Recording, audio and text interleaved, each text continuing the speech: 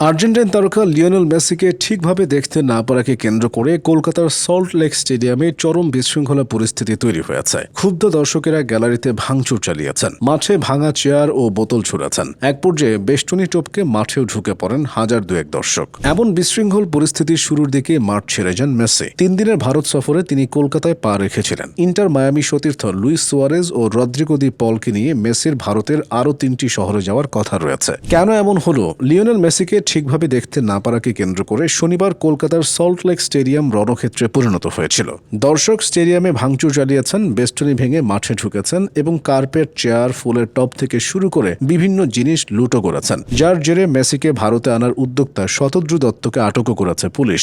মেসির আগমন ঘিরে এমন বিশৃঙ্খল পরিস্থিতি কেন ঘটেছে তা খুঁজে বের করতে তদন্ত কমিটি গঠন করেছেন ভারতের পশ্চিমবঙ্গ সরকার। কোথা থেকে, কিভাবে, কি কারণে এমন ঘটনার সূত্রপাত সেটা খুঁজে বের করার চেষ্টা করেছে ভারতের বিভিন্ন সংবাদ মাধ্যম। কয়েকটি গণমাধ্যমের খবর, মেসিকে দখলে নিতে চেয়ে 2 মন্ত্রীর লড়াই থেকে ঘটনার শুরু। এছাড়া ভিআইপি হিসেবে অনুষ্ঠানে আগত অভিনেতা ও রাজনৈতিক নেতাদের ভিড়ই গ্যালারির দর্শকদের মেসিকে দেখতে না পাওয়ার কারণ। আনন্দবাজার পত্রিকা থেকে জানা যায়, বিশৃঙ্খলার শুরু মেসিকে নিয়ে 2 মন্ত্রীর লড়াই দিয়ে। পশ্চিমবঙ্গের দমকল মন্ত্রী সুজিত বসু এবং ক্রীড়ামন্ত্রী অরূপ বিশ্বাসের লড়াই শনিবারের এই বিপর্যয় ঘটেছে। শুক্রবার রাতে কলকাতায় এসে পৌঁছান মেসি। এরপর থেকেই নাকি তাকে ঘিরে 2 মন্ত্রীর মধ্যে লড়াই শুরু। মেসি কলকাতা বিমানবন্দরে পা রাখার পরই তাকে নিজের দখলে নিয়ে ফেলেছিলেন সুজিত। মেসি কলকাতায় উঠেছিলেন হোটেল হায়াত রিজেন্সিতে। সেখানে মেসিকে ঘিরে ছিল দমকল মন্ত্রীর লোকজনই। এখানে ক্রীড়ামন্ত্রী অরূপকে ঘেঁষতে দেওয়া হয়নি। সেই হোটেলে সুজিত সপরিবার ছিলেন তার পছন্দের লোকজনও। নিজের ক্লাব শ্রীভূমির সামনে মেসির 70 ফুটের মূর্তি উন্মোচন করানো থেকে বিশ্বকাপজয়ী আর্জেন্টাইন তারকার সঙ্গে আলাপচারিতা,